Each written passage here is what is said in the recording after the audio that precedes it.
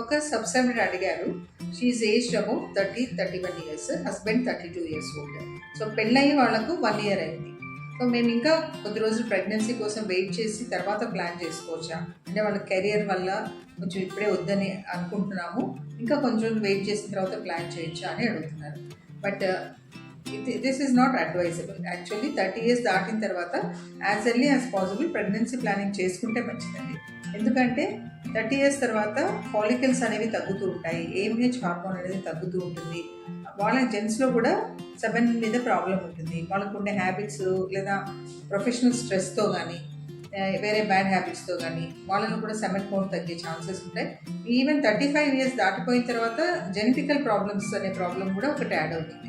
అంటే బేబీస్లో down syndrome అని ఇట్లాంటి కొన్ని జెనెటికల్ ఇష్యూస్ కూడా వచ్చే ఛాన్సెస్ ఉంటాయి. కాబట్టి 30 క్రాస్ అయిన వాళ్ళు as early as possible pregnancy ఇమ్మీడియట్గా ప్లాన్ చేసేసుకోవడమే మంచిది.